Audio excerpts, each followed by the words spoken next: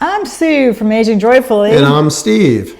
And this is part 2 of our goals for 2024. 2024. Who would have thought? It came up so fast. I know. And most people set resolutions. I think the top resolution is probably to lose weight, right? Absolutely. I think everybody every year has that resolution to lose weight. I know in the past I've had that resolution a couple times and never stuck with it.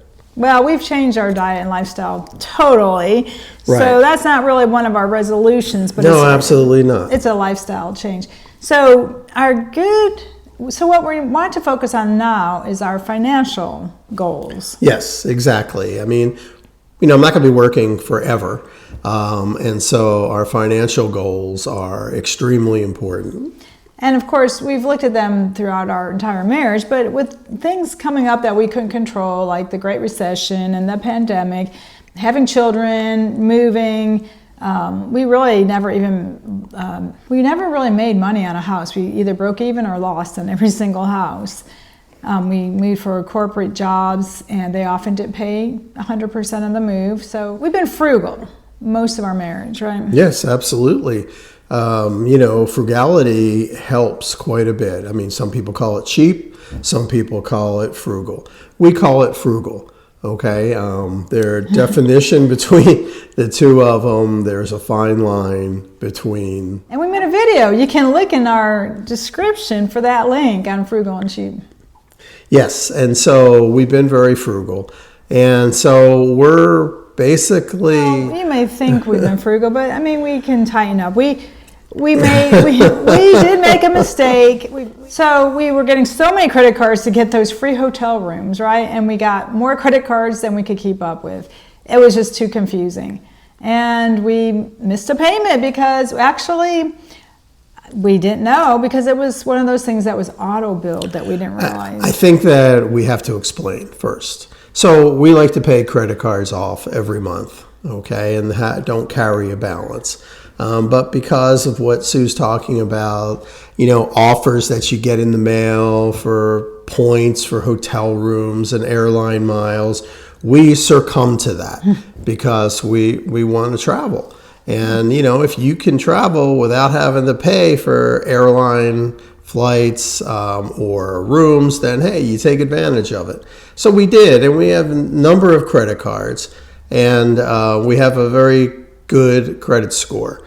And so one of them slipped through our hands, if you will, and we forgot to pay it. Well, we don't check it because we don't use the card. We don't use it, It right? had something, all those subscriptions get auto-billed that we didn't realize were auto-billed.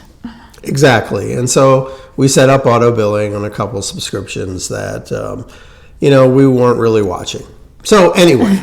Well, one was very good and took it off. The other one refused to. But they charged us a late fee of $30. And after 17 years of impeccable credit, they refused to take it off. Yes. And that was discouraging. Mainly because, we had been with them for so long and we pay our bills every month. We don't really ever ask for anything. And so to ask for this one thing was definitely didn't sit real well with us. So we'll admit it was our mistake. It was our fault. It was our mistake. We're not perfect. I made this mistake with another credit card because of way too many credit cards. And they were more than happy. They said, yes, you've been with us even less than 17 years. And they took it off instantly. It was $35. Generally, you could call and get it removed. The fact that they were unwilling to even talk, well, unfortunately, I'm going to be calling to cancel that credit card. And it's sad because we had it for 17 years and, we would use it more in the future. But, we're going down to maybe 1 or 2 credit cards. Well, it's hard to go down to 1 or 2 because each one has a different purpose. Right. But I don't know. 3. We might have like 12 right now. Yeah, it's got ridiculous how many credit cards we have. Yeah, and don't get the wrong idea. It's not like we we're using charge. them. No. Yeah, not like we charge everything. They on all a have a credit different card. purpose. If you shopped at that store, they give money back, or that store. Right. And this is part of being frugal. Okay, I mean, this is part of being frugal because you want to get the benefit that credit card offers. But the credit card knew eventually we'd be caught.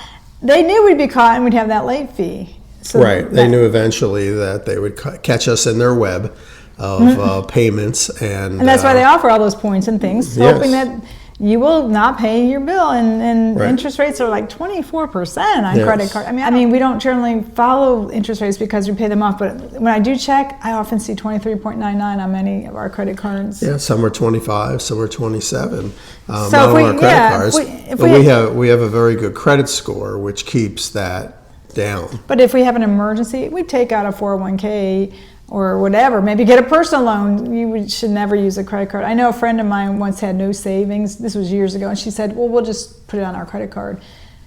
No.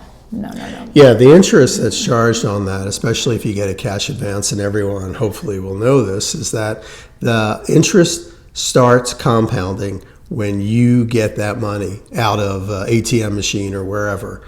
And so you have to realize that that's when it starts, not when you get your bill, but when you have that cash in hand is when your interest compounding starts.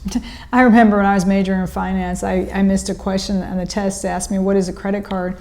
And the correct answer was, it's an interest-free loan. And I did not say that. It's an interest-free loan because you pay it off. You've had that money, you've borrowed that money for maybe 30 days. And I'll never forget that. I was so mad I missed that question. That was kind of a trick question, though, because nobody really thinks of that as an interest-free loan.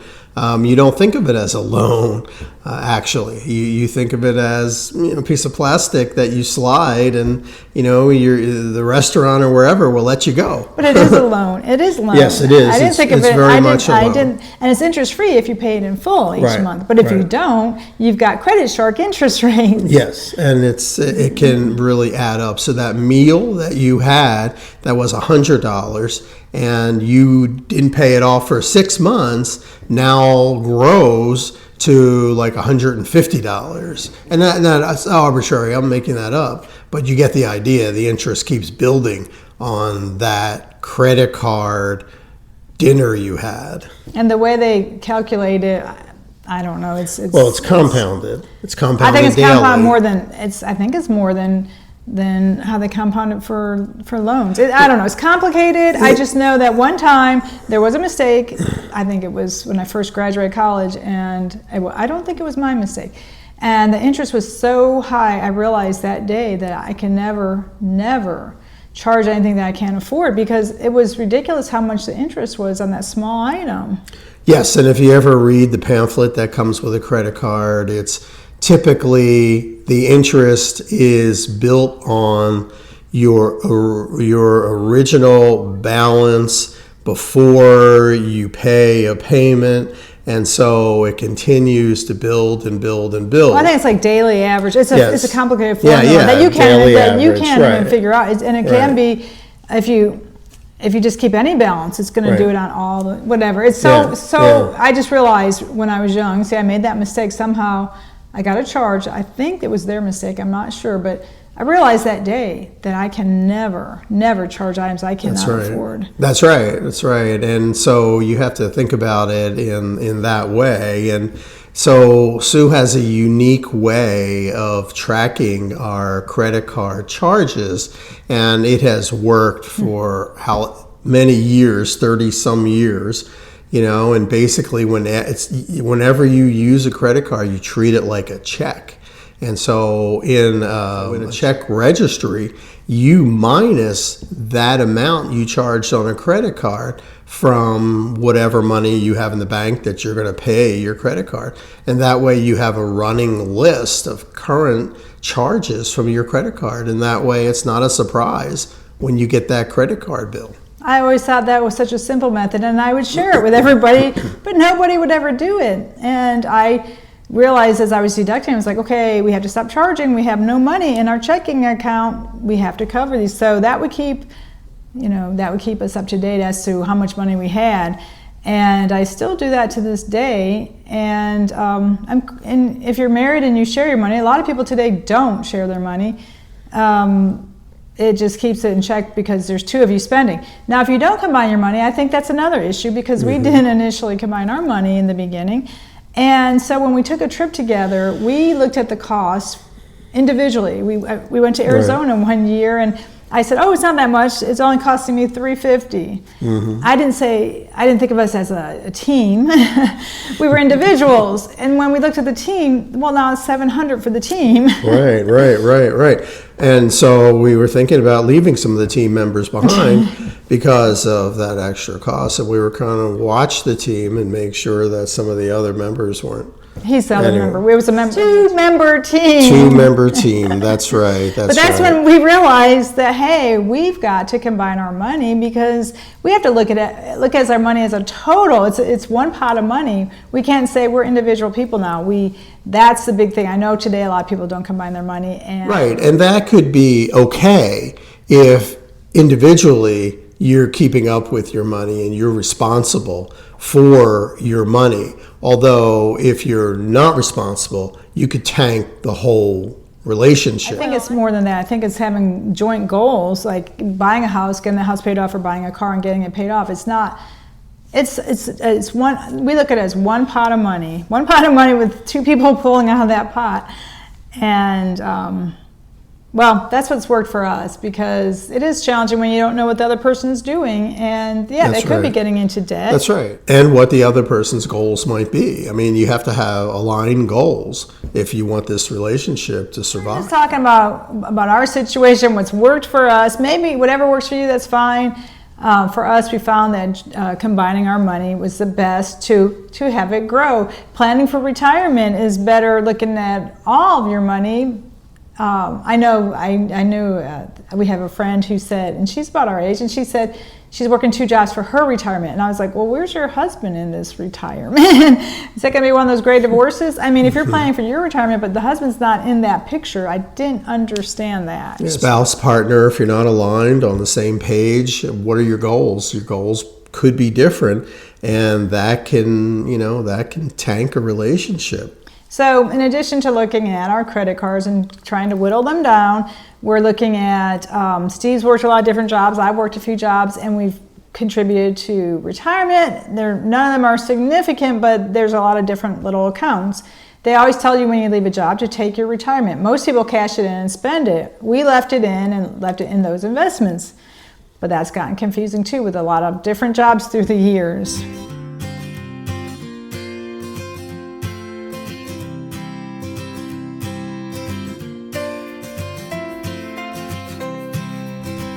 Absolutely.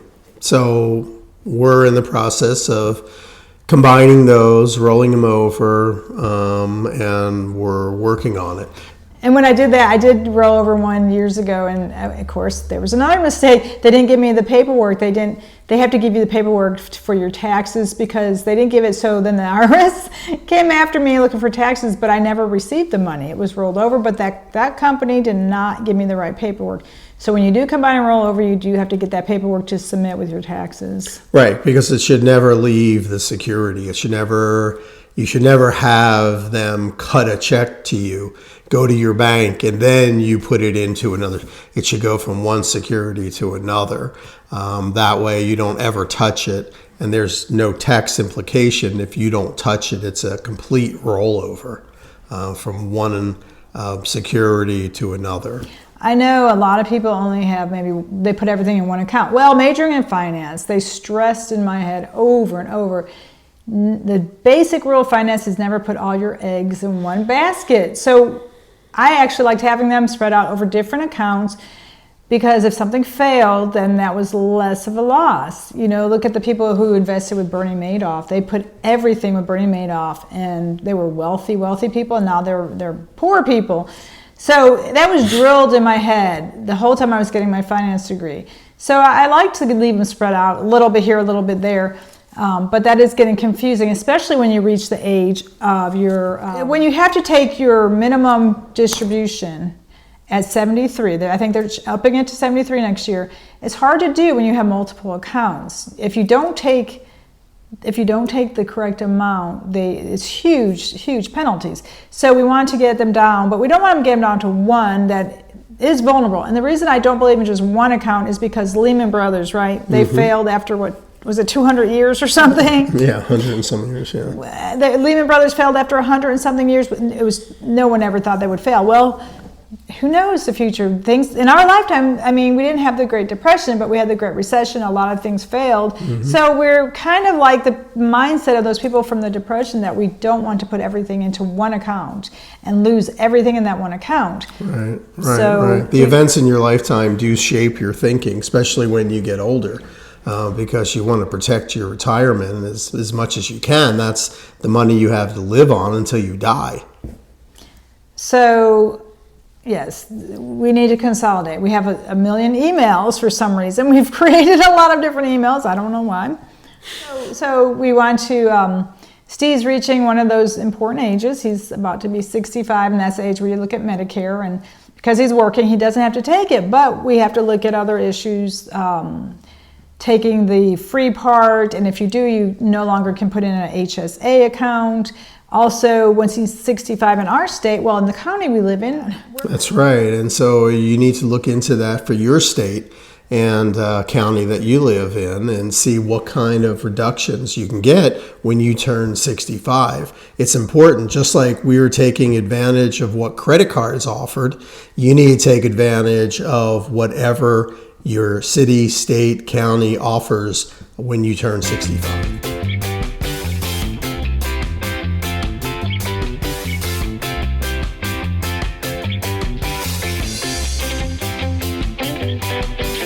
There's many restaurants and tourist places that give discounts to 65 or 60, sometimes 55. So if you go someplace, you always look for that senior deal or that restaurant, and a lot of places have gotten rid of these deals. But when we lived in Pennsylvania, it was 50. The grocery stores used to give discounts at 50, but I don't think they have those anymore. But there's a lot of good deals as you age, and those are things you need to consider. What benefits you get. In our state of Georgia, you get, at 62, you get $35,000 of retirement income exempted from state tax. That's amazing.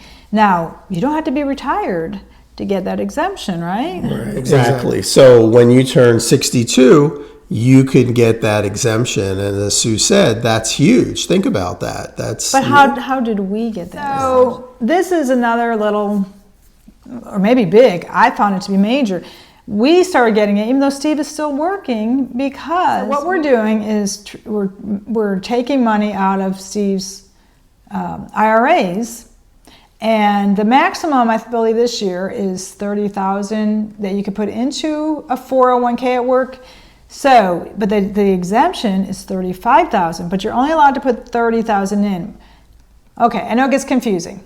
But interest income is also considered, and of course that was zero until recently, until interest went up this year. Our interest was pretty much zero. So what they consider to be retirement, I can't tell you everything, but I know it's interest, pensions, annuities. So I don't think we could maximize the full $35,000 because, I mean, if we're taking $35,000 out of retirement accounts and not paying state tax. But also other things are included in that, such as interest and other things like pensions. Now, we don't have pensions, but we're taking $35,000 out. We're saving 5% on that $35,000. We do have to pay federal tax, and then we're trying to put in $30,000, which is the limit with the government this year, is $30,000. So while we take $35,000 out, you put $30,000 in. So we are still, even though we are not retired. Right, exactly. And so that's a big benefit, and you need to look at in your state what the offering is for when you're 65 on investment income. That was 62, and at 65 it goes up to 65,000, which again we won't be taking out 65,000 because Steve is still working, and we don't want to drain our retirement money right now. It's a great benefit if you have pensions or if you're getting Social Security, or these are other things that are considered retirement. Right. So we're not probably going to be able to maximize this benefit, because also when I turn 62, I'll be eligible for the $35,000, and I won't have $35,000 to take out. Like I said, it includes more than what you think of as typically retirement. You'll have to investigate that yourself. I'm just giving a heads up that this was one money-saving idea. Right, some things to think about. And so research what is available in your, like I said, state, city, county, and take advantage of it. Take full advantage of it. Yeah, I mean, you could think, I'm not retired, I don't get this benefit, but we're not retired, and we are getting this benefit not to the maximum, but to an extent. Exactly, yes. Exactly. So look at those ways that you can save on your taxes and retirement, and also remember having a budget, living by a budget, extremely important because, if you're slowing down from working or not working, you want to be able to maximize every dollar spent. Now, I know it sounds like, how can you live your life? How can you have fun this way? You can. And I think that creating a budget, and in that budget, you have fun money, or money that you're going to spend for fun, whether it's vacations or whatever you do for fun, that makes it a lot easier to enjoy that, because you know that your bills are paid for, you have food on the table, and you have that extra little bit for fun. I mean, fun can be the littlest thing. It doesn't have to be a big extravagant vacation on a yacht. Well, we took 4 vacations last year. They were not 3 were just short weekends, and the 4th one was 8 days, and they were all the hotels were all completely free. Yes, and so that's what you need. So you would say, was it worth getting those credit cards? Like, yeah, it sure is. Even once we missed a payment on something and had to pay, it's still worth it, because we had such a good deal with the hotel rooms that we were able to take these trips. And that is nice, because it breaks up your everyday routine. And also, I remember during the Great Recession, we were spending about $1,000 a month on food. We had 2 teenagers, and it was food and all toiletries, and we bought everything at the grocery store, and it was about $1,000 a month.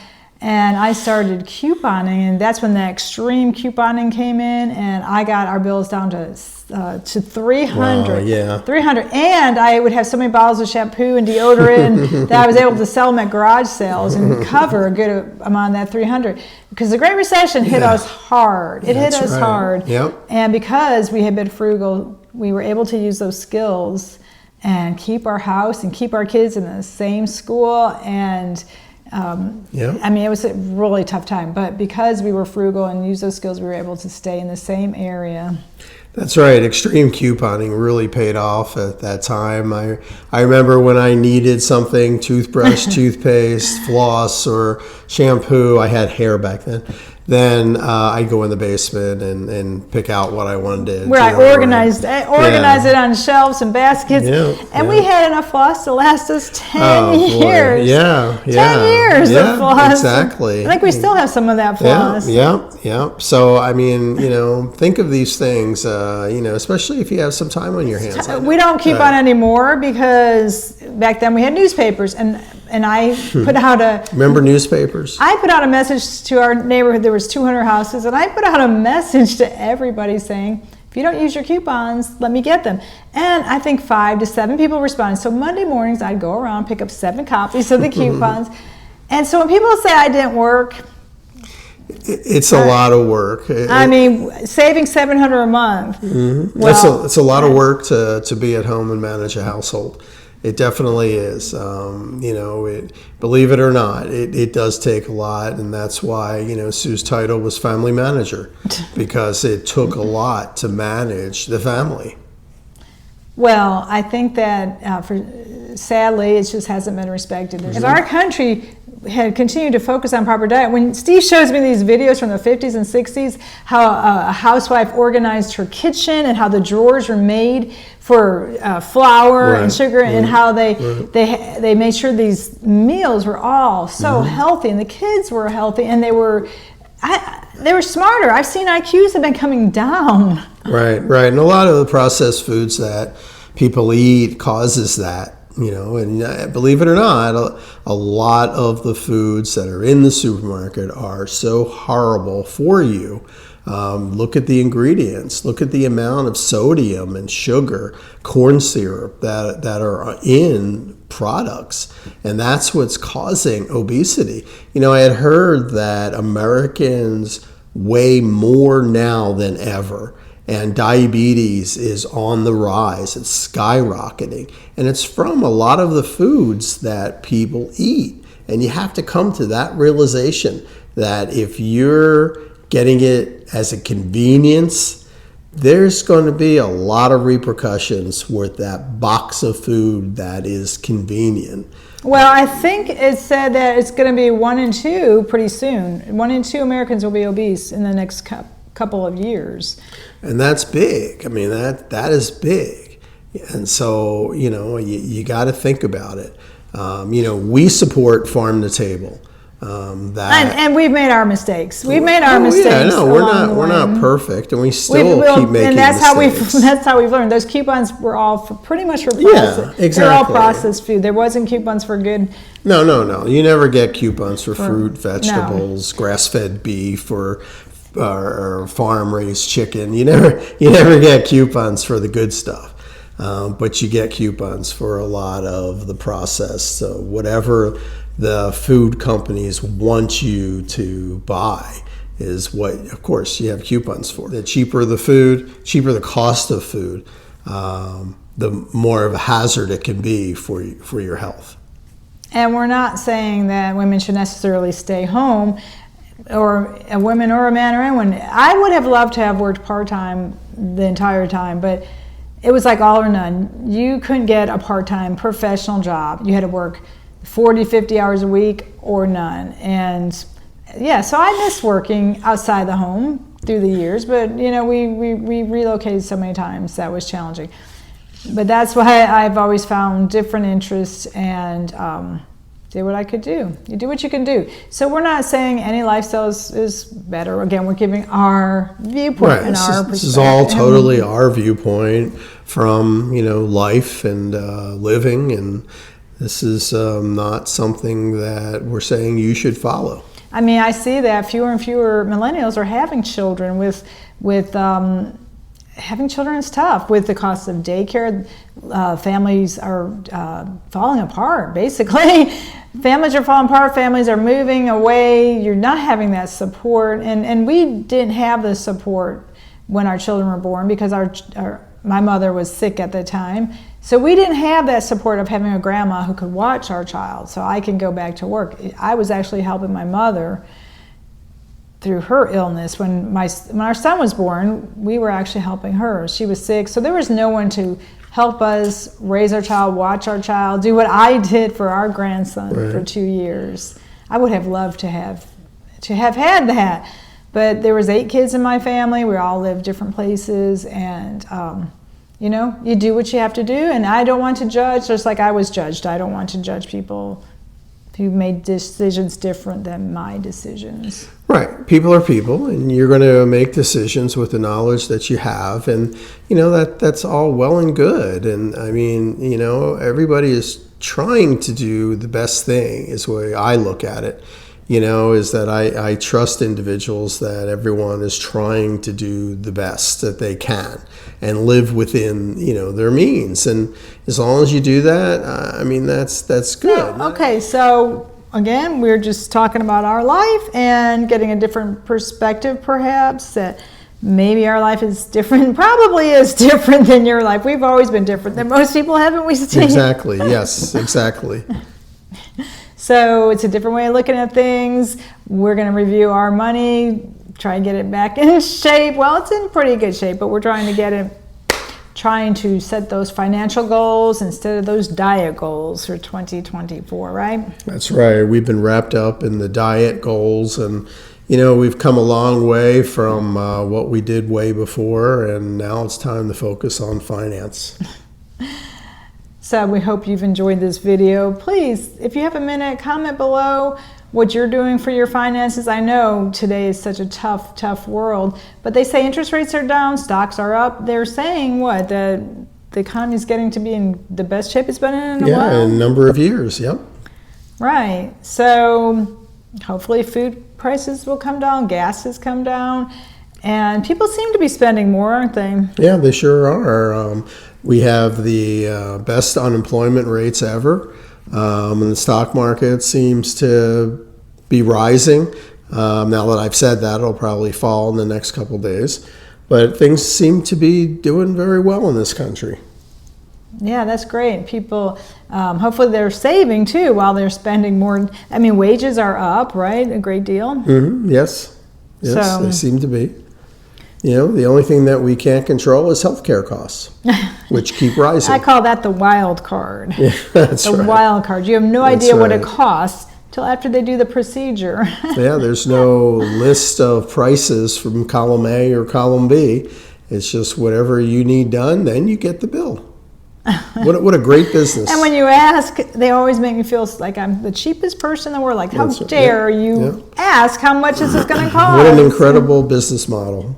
If only every business could follow that. And we'll tell you after you have it done. We'll tell you after your car is serviced how much it costs. That's right. That's right. Just sign your house over to me now.